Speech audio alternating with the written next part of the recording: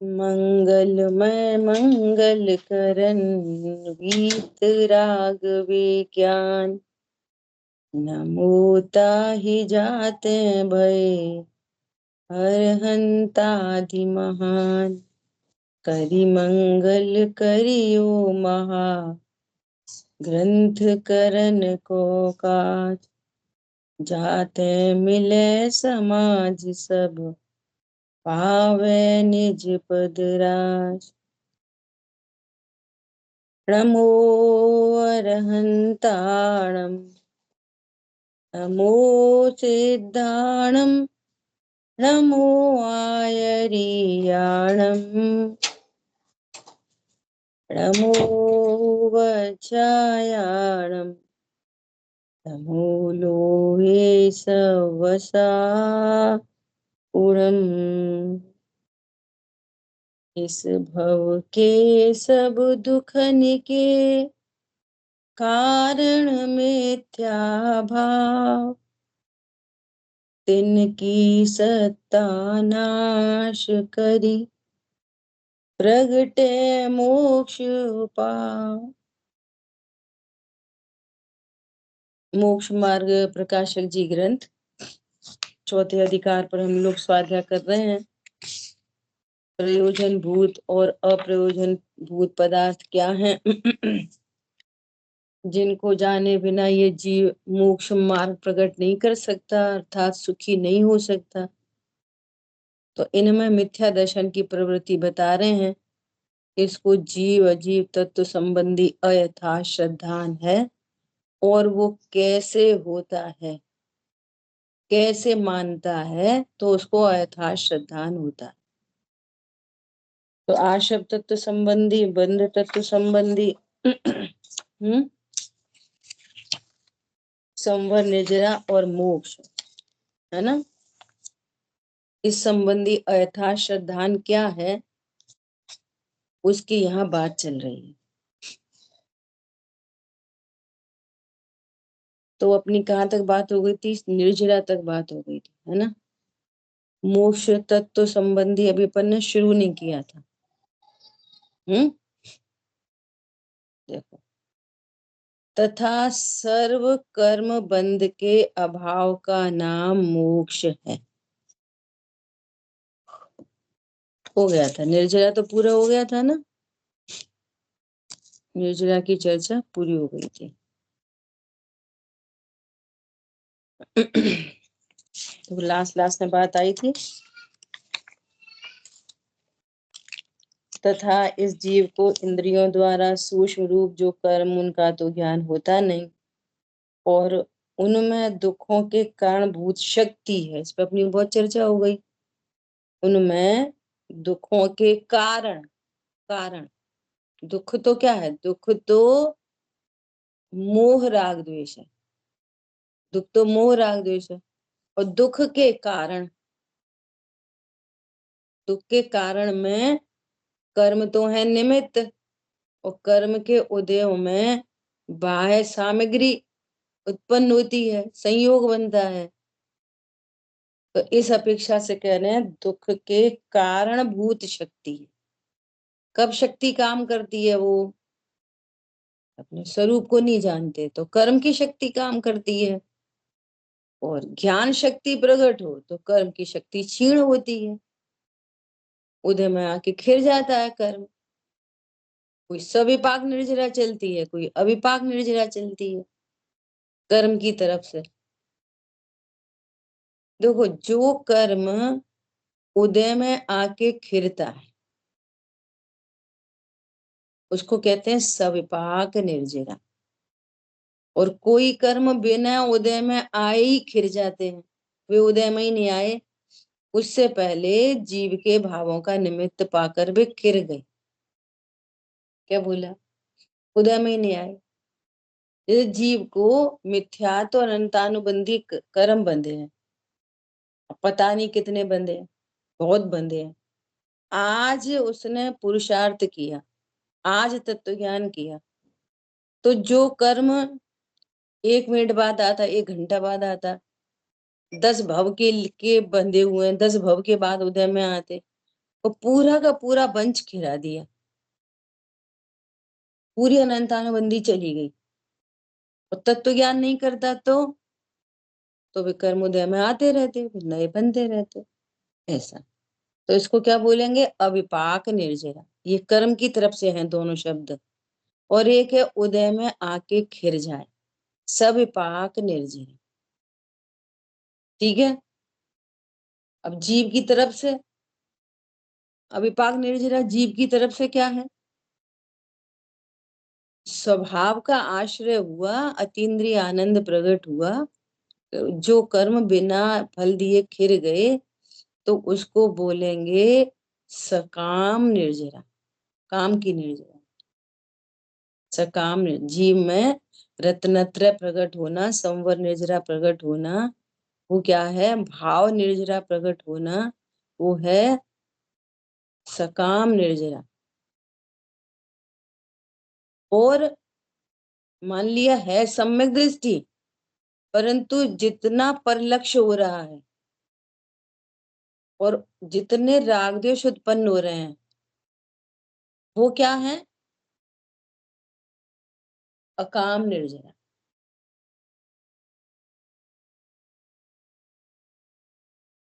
शुभ भाव ही लिए जाएंगे। वो क्या है? अभी दो दो से बात समझो। एक तरफ रखो जीव के भाव, और एक तरफ रखो कर्म। तो पहले कर्म की तरफ से बात करो। कर्म की तरफ से एक क्या है? सकाम, सकाम निर्जरा। और एक नहीं, जीव की सविपाक निर्जरा, अविपाक निर्जरा। शब्द से समझ में आ रहा है ना? सविपाक, समय पे आके पकड़े, सविपाक। जैसे आम है ना, आम अपने समय पे आके पक रहा है, सविपाक। और कोई आम को क्या किया? उसको किसी और विधि से कार्बाइड लगा के और समय से पहले पका दिया, ऐसे अविपाक। ठीक है। तो कोई कर्म तो बिना फल दिए ही खिर गए, अविपाक। और एक है सविपाक, फल दे के खिर रहे। ये फल मतलब क्या है? फल मतलब, फल मतलब जो इधर सविपाक है, फल दे के खिर रहे हैं, वो जीव के परिणामों में क्या होंगे? अकाम। स और अपोजिट है, वो है अकाम निर्जरा।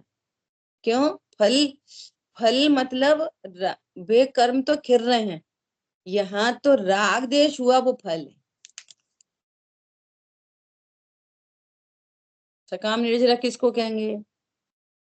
जहां राग देश उत्पन्न हो गए, उसका नाम फल है। मतलब कर्म का उदय आया और तुम्हें उसका फल मिला। तो फल कैसे मिलता है? सामग्री से थोड़ी।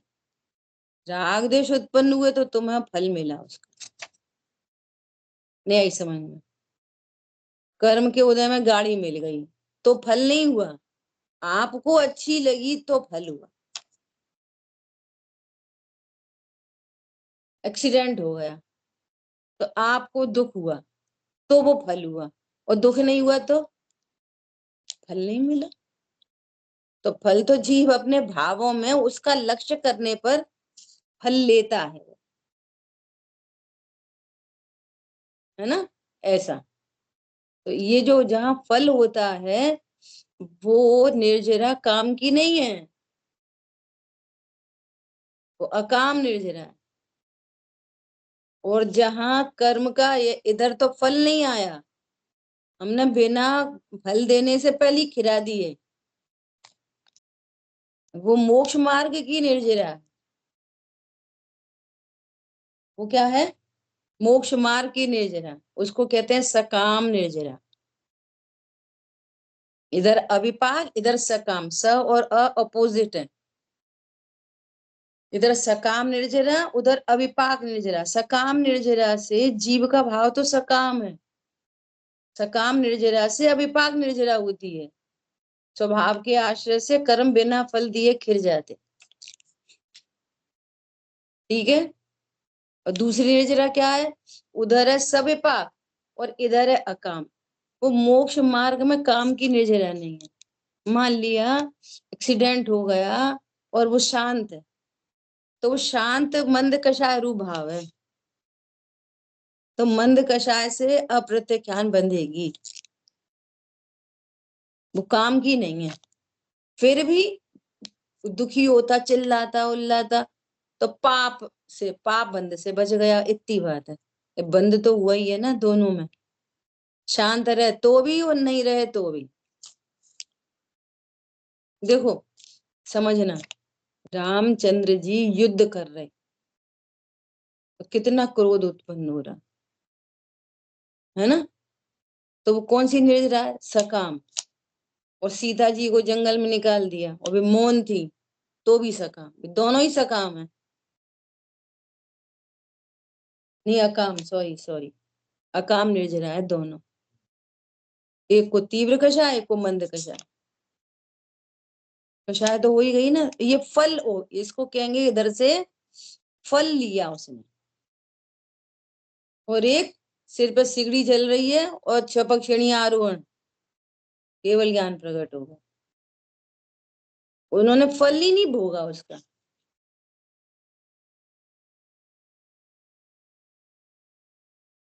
ये मोक्ष मार्ग की निर्जरा, परिचय जय वगैरह है ना, ये सब क्या है? ये मोक्ष मार्ग की निर्जरा। और सम्यक ज्ञानी को भी जितने राग द्वेष उत्पन्न हो रहे हैं ना, वो सब सविपाक कर्म फल दे के खिर रहा है।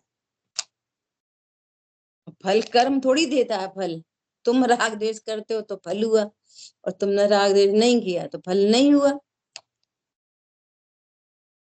पॉइंट ख्याल में आ रहा है? समझ में नहीं आ रहा हो तो पूछ लेना। क्लियर है? कर्म फल नहीं देते, ठग नहीं ठगते, तुम्हारी असावधानी से तुम ठगे जाते हो। कर्म के उदय का जब लक्ष्य जीव करता है तो वो दुखी होता है, तब कहते हैं कर्मों ने फल दिया। निमित्त की तरफ से स्वयं किए जो कर्म शुभाशु, फल निश्चयी वे देते, करें स्वयं फल दे अन्य को, स्वयं किए निष्फल होते। ठीक है, ऐसा अपने ही शुभाशुभ भावों से कर्म बंधे, अब उनका उदय आया तो कौन भोगेगा? कि तुम ही भोगोगे। तो पर्पस क्या है ऐसा कहने का? कि भाई तुम राग द्वेष मत करो, ऐसे कर्म बांधो ही मत, जो फल देंगे फिर दुखी होगे, ऐसा। अब फल उनका आ रहा है, पर हम तो स्वभाव के सन्मुख है, आनंदित हो रहे हैं, तो फल कैसे देगा? वो थोड़ी देता है फल, हम लेते हैं फल, स्वभाव को भूलकर या पर लक्ष्य करते हुए। दो बातें, या तो स्वभाव को भूलकर, अज्ञानी स्वभाव को भूला हुआ है, और सम्यक ज्ञानी पर लक्ष्य होते हुए, दो बातें हैं। और अज्ञानी को पर लक्ष्य है ही है, वो तो स्व को जानता ही नहीं है। ऐसा अपने को भूलते हुए और पर लक्ष्य होते हुए, ये कर्म फल देता है, ऐसा कहेंगे। और कहीं कहीं आपको ऐसा मिलेगा, ये कर्म के फलों में जुड़ता है। तो कैसे जुड़ जाता है? कर्म के फल में कैसे जुड़ जाता है? गाड़ी से जुड़ जाता है, पत्नी से जुड़ जाता है। जुड़ना मतलब ये मैं हूं, मेरे हैं, मैं करता हूँ, भोगता हूँ, अच्छा होता हूँ, बुरा होता हूँ, ये जुड़ना। अपने को गायक स्वीकार नहीं करना, अकेला गे में ही अपनी दुनिया जानना, इसका नाम है जुड़ना। और जुड़ता बुड़ता कुछ नहीं है। दो द्रव्यों की सीमा अत्यंत भिन्न भिन्न है, कोई किसी में जुड़ता उड़ता है ही नहीं। क्लियर? ऐसे ऐसे शब्द आते हैं तो वो थोड़ा कंफ्यूजन बना रहता है। उपयोग जुड़ गया, उपयोग जुड़ गया, कर्म के फल में जुड़ गया। दूसरे नंबर की बात है ये कि जो पुद्गल के प्रदेशों में स्थित है, पुद्गल के प्रदेशों में जीव कैसे स्थित हो जाएगा? मतलब ज्ञान स्थित है, जीव नहीं स्थित, ज्ञान स्थित है।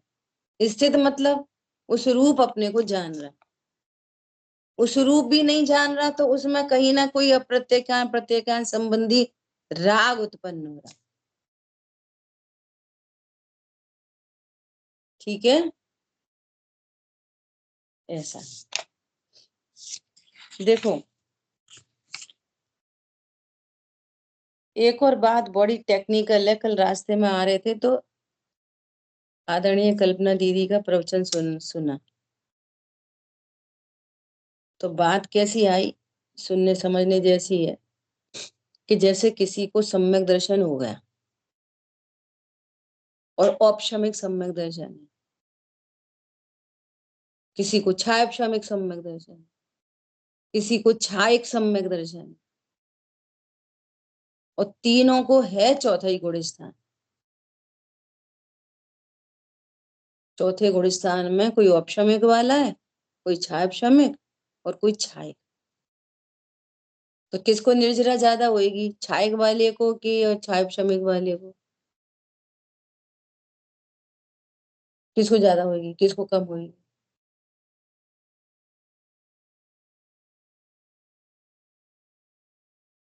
हाँ क्योंकि निर्जरा का संबंध राग से है।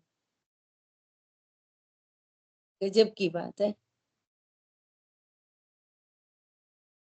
बंध अधिकार में लिखा ही है कि किसी को बंध होता है किससे, चिकनाई से।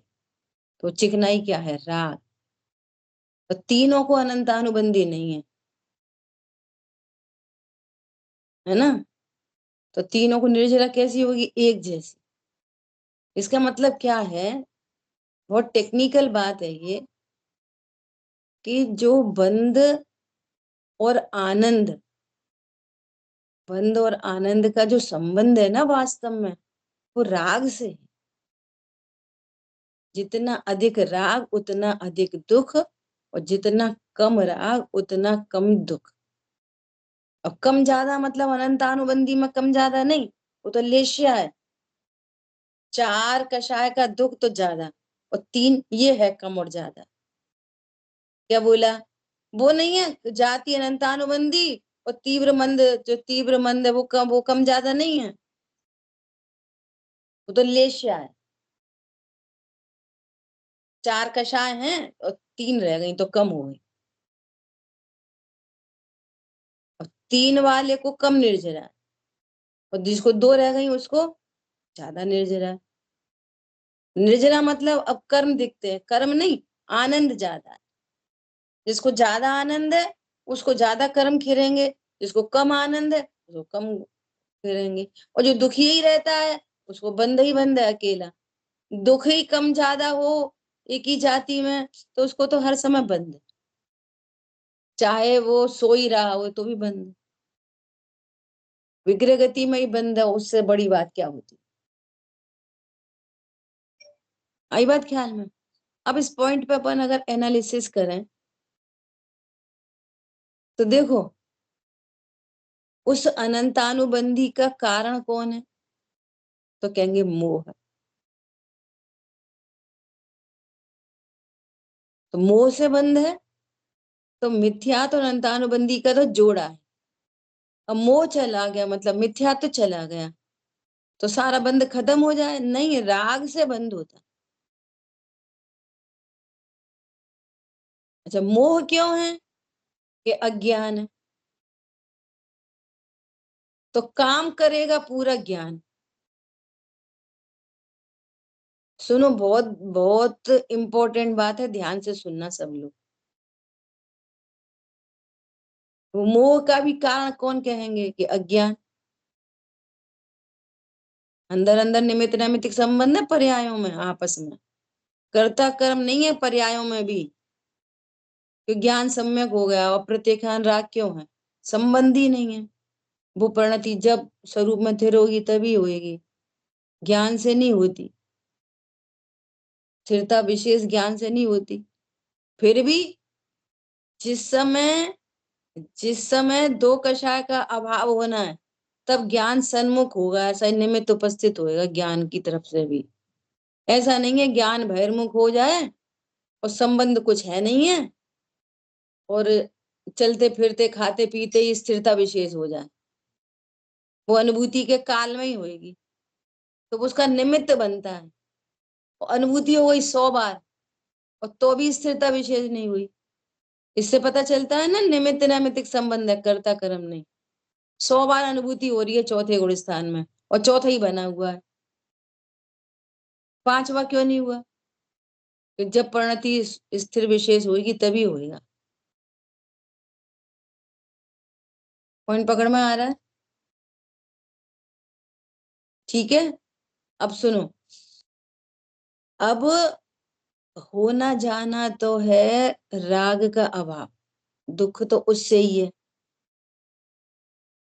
और मोह मतलब ये उल्टा समझता है। उल्टा क्या है? जीव अजीब समझेगा। है राग आदि का अकर्ता तो कर्ता जानेगा, राग आदि है विभाव तो उसे स्वभाव जानेगा। अब सुनना, तो पूरा दोष किस पे मढ़ेंगे? ज्ञान पे। यही जानता उल्टा सीधा, तब तो मोह है। और ये तो सीधा जान गया, अब काय को राग है?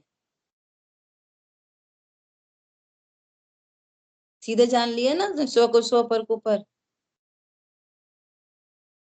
तो उसी के ऊपर दोष मढ़ रहे। तो अब चूंकि न श्रद्धा जानती है न चारित्र जानता है, वे तो दोनों ही अंधे हैं। राग को पता ही नहीं कि किसके ऊपर राग आया है। जिसके प्रति राग होता है वो राग नहीं जानता, ज्ञान नहीं जानता।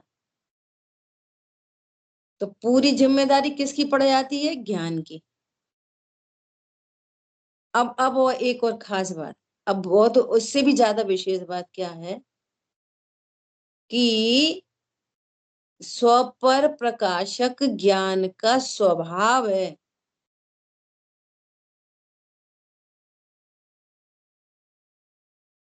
स्वपर प्रकाशक ज्ञान का स्वभाव है, पर प्रकाशन से बंध नहीं होता। पर प्रकाशन तो केवल ज्ञानी को हो रहा है, तो उन्हें कितना बंध ठहरेगा? और न स्व प्रकाशन से निर्बंध होते। समझ में आ रही है बात? मैं स्व हूं ऐसा नहीं जानने से मोह है, तो अनंतानुबंधी है, तो बंध अनंतानुबंधी से हो रहा। इसलिए इस जीव को ये उपदेश दिया जाता है। क्या उपदेश दिया जाता है? पर का लक्ष्य मत करो, पर को मत देखो, पर को मत जानो। काय के लिए बोला जा रहा है ये? तो पर प्रकाशन खत्म कर दें, कोई कर सकता है क्या? इसलिए कही जा रही है कि तू स्व को एक बार जान ले। जिस समय पर प्रकाशन है उसी समय स्व प्रकाशन है। एक बार अपने स्वभाव को जान ले। जब तक पर लक्ष्य होएगा, इंद्रियां तो बहिर्मुखी होती हैं, तब तक तुम स्व को नहीं जान पाओगे। इसलिए ये अकेला उपदेश है। स्व पर प्रकाशन मिटाना नहीं है। क्या करना है? स्व को जानने के लिए ये पूरे उपदेश हैं। बल्कि सम्यक ज्ञान होने पर और राग आदि का अभाव होने पर चंचलता, राग आदि की चंचलता मिटने पर ज्ञान और स्वच्छ होता चला जाएगा और निर्मलता बढ़ती चली जाएगी ज्ञान की। तो पर प्रकाशन बढ़ जाएगा, उल्टा तो बढ़ जाए, उससे कोई फर्क नहीं पड़ रहा। ये है राग मिटने लगा, स्वभाव का आश्रय से राग मिटने लगा, ये जीत है। समझ आ गई बात? जीत क्या है? राग मिट गया, अनंतानुबंधी मिट गई, अप्रत्याख्यान मिट गई, क्योंकि दुख था वो राग का था, पर को जानने से दुख नहीं था। पर मैं हूं ऐसा जानने से अनंतानुबंधी जाती थी, जाती अनंतानुबंधी। मैं ही पर हूं और सौ को जानता नहीं। आ गई बात समझ में? सो ये सारे उपदेश हैं, ये मत खाओ, वो मत खाओ, यहाँ मत जाओ, वहां मत जाओ, ये सब उपदेश हैं। वास्तव में पर का जानने का निषेध नहीं है। बात ये है कि तू एक बार अपने स्वरूप को जान ले। जब तक पर में लक्ष्य रहेगा, पर की रुचि रहेगी, तब तक अपनी बात नहीं बनेगी। इतनी सी बात है। अब स्व को स्व जान लिया है और पर जानने में आ रहा है, तो कोई प्रॉब्लम ही नहीं है। क्यों प्रॉब्लम नहीं है? कि हम पर को स्व नहीं जानते, फिर पर से लाभ नहीं जानते, पर से हानि नहीं जानते, पर से अच्छा बुरा नहीं जानते, तो राग मिट गया। पर से अच्छा बुरा जानने पर राग उत्पन्न होता था, अनंतानुबंधी, जो अनंत संसार का कारण है।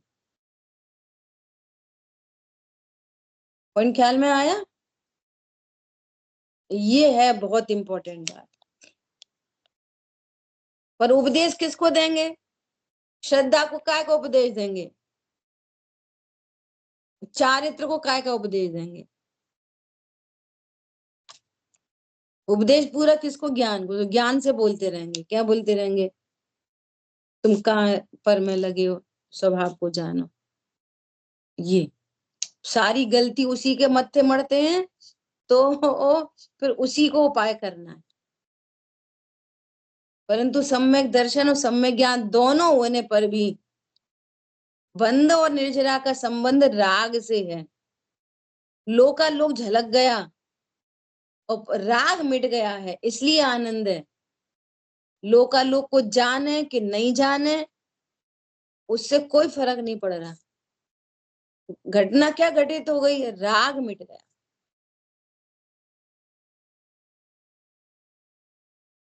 आई बात ख्याल में? ऐसा। अब और दुनिया क्या कर रही है? ज्ञान बढ़ाओ, बहुत ज्ञान बढ़ाओ, बहुत ज्ञान बढ़ाओ। तो ज्ञान बढ़ने से क्या हो रहा? राग की जाति मिटनी चाहिए।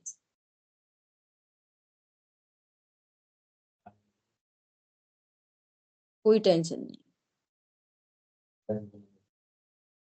हाँ, ये बोल रहे हैं कि ज्ञान ने स्वभाव जान लिया, सौ को सौ पर को पर जान लिया।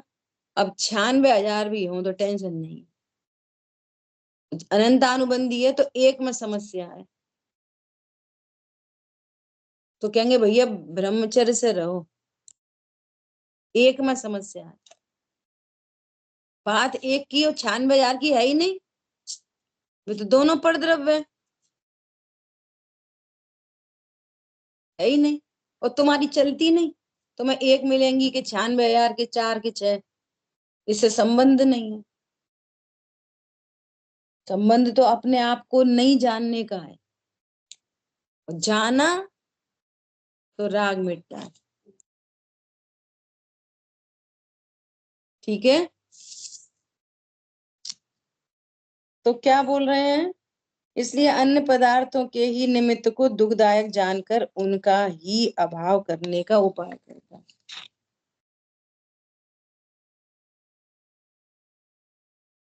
फोन आते हैं तो बातें चलती है ना, तो ऐसे पकड़ में आती हैं चीजें।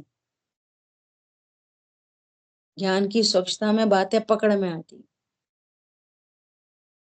जैसे कोई से बात चल रही, वो हमारे पति ऐसा करते हैं, वो ऐसा करते, वैसा करते, और पॉजिटिव दिया उनको। अरे अब देख, उसके पति तो बीमार रहते, देख उसके पति तो शराब पीते। नहीं, हाँ वैसे तो वे बहुत अच्छे हैं। वैसे सही बात बताएं, 28 दिन तक तो हमें कुछ प्रॉब्लम नहीं होती, तो कभी एक आध दिन हो जाती है। अरे 28 दिन भी प्रॉब्लम चल रही है, इसलिए एक आध दिन हो जाती। क्या बोला? प्रॉब्लम चल ही रही है वो तो। धक्का पड़ता है तो धड़ाम धुड़म हो जाती है। और 28 दिन प्रॉब्लम ही नहीं हो, तत्व ज्ञान हो, तो पहले दिन ही नहीं है, और 28वें दिन फिर भी हो गई तो सविपाक निर्जरा है। क्या कहा? फिर वो सविपाक निर्जरा है, ऐसा। तो एक एक ने बोला, ऐसा बोला कि देखो कभी कभी मुझे बहुत टेंशन हो जाती है, तो मेरे भाई ने मुझे बताया कि तुम टेंशन मत लिया करो, तुम जब सुबह सो के उठो तो ऐसा ऐसा देखो, देखो सुबह हुई, आंख खुली, मैं सूरज को देख पा रही हूँ, मैं उसकी गर्मी को महसूस कर रही हूँ। बोलो ये कितना पॉजिटिव है। मेरे 2 हाथ हैं, कितना पॉजिटिव है। इनको देख के प्रसन्न रहो, तो है ना, मेरे को एकदम ऐसी प्रसन्नता आती है। सही बात है, अपने पास कितनी सारी अच्छी चीजें हैं। देखो मेरा घर है, कितनी अच्छी चीज है। तो फिर है ना वो नेगेटिविटी चली जाती है। बेटा कितने दिन के लिए चली जाती है? समझ में आई बात? मैंने कहा ये तो सब बहुत दूर दराज के उपदेश हैं, है ना। सही नेगेटिविटी दूर करनी है तो इधर आ जाओ तत्व ज्ञान करने। कि मेरे हाथ पैर ही नहीं, मेरे को आंख नहीं मिली होती, संगी पंचेंद्री होता और आंख नहीं मिली होती तो नो प्रॉब्लम। तुम तो आंख खुलने फिर भी अपने सुख का कारण किसको समझ रहे? आंख खुल रही है, देख पा रहे हैं, ये कितना बड़ा पॉजिटिव नीति है। ये तो बस उपदेश। यहाँ तो कह रहे हैं आंख बंद होए तो भी प्रसन्न है, जड़ चेतन की सपनति अपने में, ये अल्टीमेट है, ऐसा। ठीक है, परंतु वे अपने अधीन नहीं है, तथा कदाचित दुख दूर करने के निमित्त कोई इष्ट संयोग आदि कार्य बनता है, बन भी जाए। पहले पति सुनता नहीं था, अब सुनने लग जाए। पहले बहू बात नहीं मानती थी, अब मानने लग जाए। तो वह तेरी होशियारी से नहीं हुआ, कर्म के अनुसार बनता है। क्या कहा? वो कर्म के अनुसार बना है। देखो एकदम सिंपल फॉर्मूला है। बाहर में जो कुछ है वो सब भाव कर्म का है। भाव कर्म से द्रव्य कर्म और द्रव्य कर्म से नो। जैसे भाव होंगे वैसा ही शरीर में रोग आदि होंगे। आपको अन्य जीवों के प्रति दया होगी तो वो जीव भी तुम्हारे प्रति दया करेंगे, तो तुम्हें बैक्टीरियल और वायरल इन्फेक्शन ही नहीं होएगा। आपने उन्हें तंग नहीं करा, वे आपको नहीं तंग कर रहे। सीधा सीधा है ना। वो बाहर में भी पत्नी बच्चे अगर आपके परिणाम किसी के प्रति बहुत सहज हैं, आप सबको जीव देख रहे, तो उनके प्रति भी, उनसे भी आपके प्रति पॉजिटिव इफेक्ट आएगा। एकदम रियल है ये, एकदम रियल। और फिर भी कोई तीव्र कर्म का उदय हुआ, पार्श्वनाथ पॉजिटिव रहे, नो नो भवत, तो भी कमट उपसर्ग करता है। मुनिराज को 3 कषाय का अभाव हो गया, इतने कर्म झड़ गए तो भी उपसर्ग हो गए। तो 2 काम हो रहे हैं, बल्कि 3 काम हो रहे हैं। तत्व ज्ञान से सबसे पहली तो अपने परिणामों में शांति हो रही है, जो सबसे इंपॉर्टेंट है। और कैसी शांति है वो? पर से निरपेक्ष शांति। वो ऐसा करें हम तब शांत, वो ऐसा करें तब शांत, ऐसा नहीं। मुझे तो मेरे स्वभाव का आनंद है। और पर से निरपेक्षता पता चल गई है, तो पर सापेक्ष आनंद क्यों होएगा? तो स्वयं से ही आनंदित है, नंबर एक। और आनंद में तीव्र कर्म बनते नहीं, उल्टा सातिशय पुण्य बनता है। और सुनो, जब तीव्र कर्म बनते नहीं तो शरीर की साइड से भी सहनन आदि, शरीर के, आत्मा के नहीं, शरीर के सहनन आदि भी बढ़ते हैं। तीन काम, परिणामों से कर्मों में उतार चढ़ाव होगा, और संयोगों में भी, और शरीर की साइड से वैसा शरीर का सहनन भी बढ़ेगा। और इधर परिणाम तो है ही अपने आनंद वाले। और जिसके परिणामों में गिरावट है उसके कर्म भी तीव्र बंधेंगे। इधर तो कषाय तीव्र, इधर तो आत्मा में कषाय तीव्र, और इधर शरीर की सहन शक्ति भी हीन। ये दोनों काम गड़बड़ होंगे, और इधर दोनों काम अच्छे होंगे। देख लो, पूर्ण वीतरागी हो गए तो परम औदारिक देह हो गई। अब देह खराब भी होती ना तो भी टेंशन नहीं थी, क्योंकि पूर्ण वीतरागी हो गए। लेकिन होगी ही नहीं, ऐसा सुपीरियर मोस्ट शरीर होएगा, सुपीरियर मोस्ट परिणाम, तो उसके फल में सुपीरियर मोस्ट शरीर। ऐसे निमित्त नामित्तिक संबंध है। क्यों है उनका शरीर परम औदारिक? रोग नहीं, शोक नहीं, निद्रा नहीं, शरीर की तरफ से भूख नहीं, प्यास नहीं, कुछ नहीं। और कितने पूर्व पूर्व की आयु, लाखों लाखों वर्षों की आयु, और शरीर एकदम सुव्यवस्थित। कब? यहाँ जब वीत रागता है, राग देश बहुत, तो फिर शरीर में रोग भी बहुत। ये समझना, ये संयोग बनते हैं ऐसे। और कर्म भी तीव्र, और अकेले शरीर नहीं, घाती भी तीव्र। तो घाती कर्म में मोह तीव्र, और चारित्र मोह तीव्र, कषाय की तीव्रता। कषाय की मंदता से अघाती में थोड़ा सेटेड, शरीर की तरफ से थोड़ा रिलैक्सेशन, और कर्मों में, कषायों में भी मंदता, कर्मों में भी मंदता। ऐसे तीन काम होते, तीन काम पैरेलल। फिर भी कोई तीव्र उदय आए तो पूर्वबद्ध कर्म का ही उदय है वो, नहीं खिरा, नहीं खिरा। परंतु हमारी तो शक्ति बढ़ चुकी है ना, तो सियालनी भक्षण करे कि सिर पर सिगड़ी जले, नो प्रॉब्लम। क्यों? हमारा सुख पर के अधीन था ही नहीं, तो अभी भी पर के अधीन नहीं। कितनी गजब की आर्ट ऑफ लिविंग है, बोलो। सुखी सब होना चाहते और तत्व ज्ञान नहीं करना चाहते।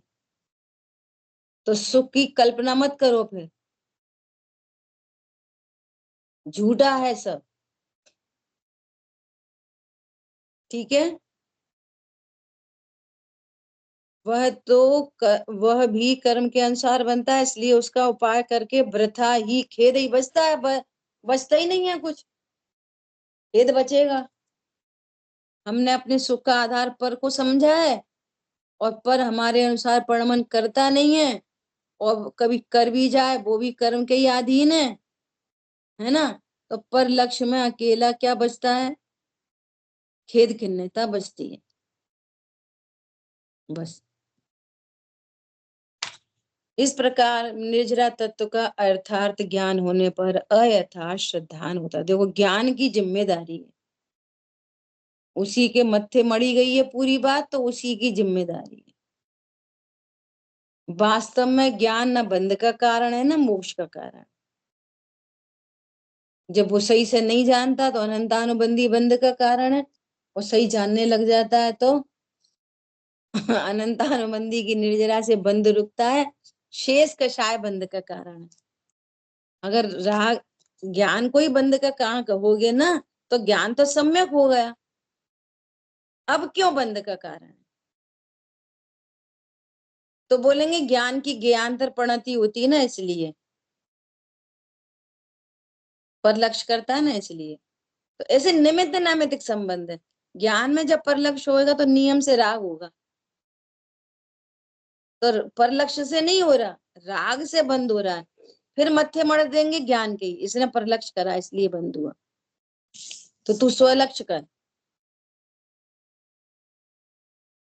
क्या कर, बंद रोकना है तो क्या कर, स्वलक्ष्य कर, तो स्वलक्ष्य हो गया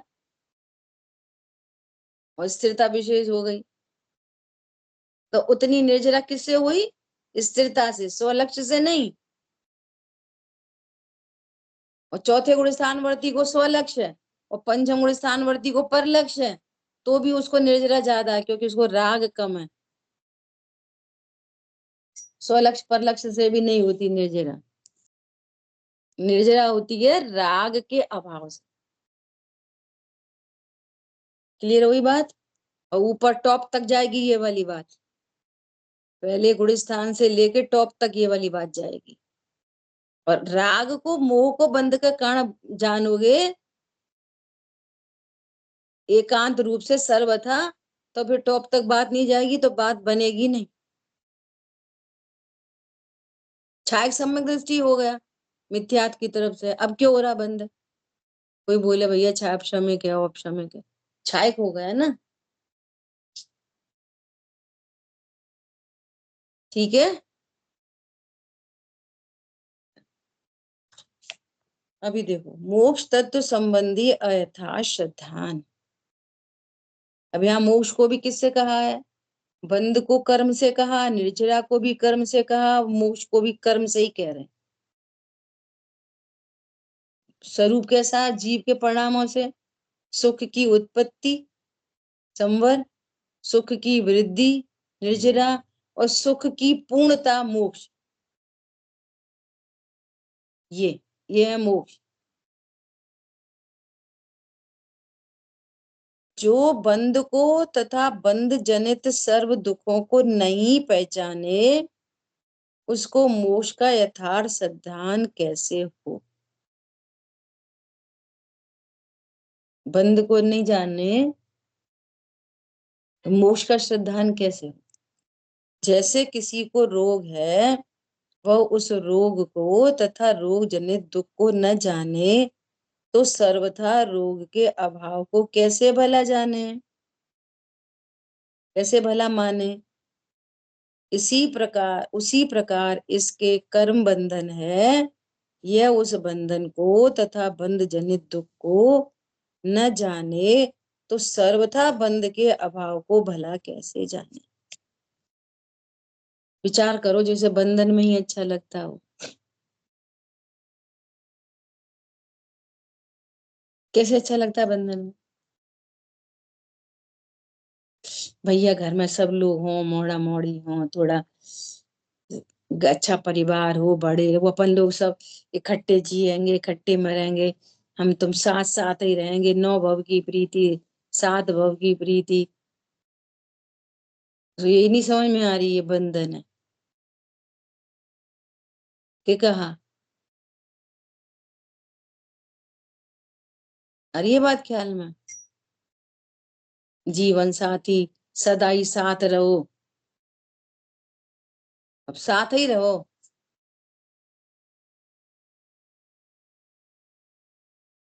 क्या बोला?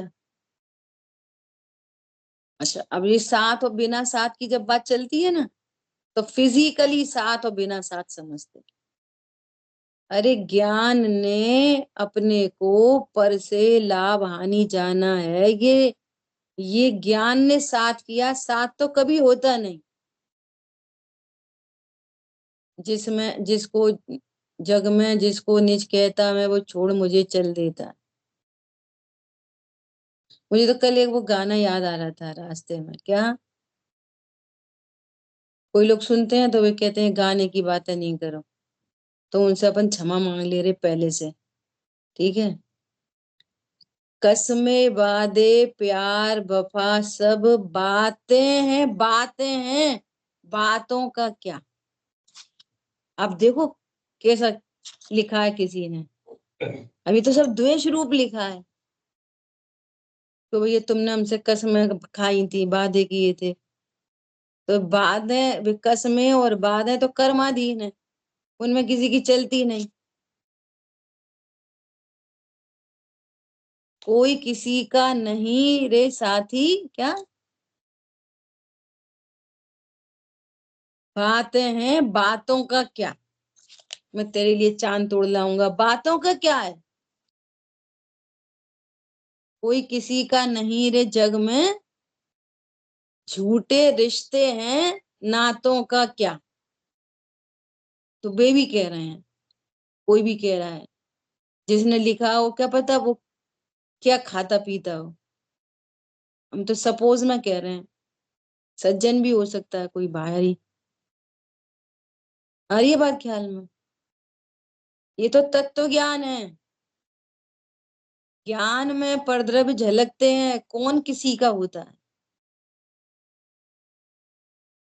मैं तो बार बार ये खुद अपने लिए और सबके लिए यही कहने का भाव होता है कि सामायिक करो दर्पण के सामने बैठ के, देखो स्वरूप, देखो दर्पण का स्वरूप देखो, मतलब क्या हो रहा है दर्पण। कोई भी कोई भी विकल्प बनता है ना,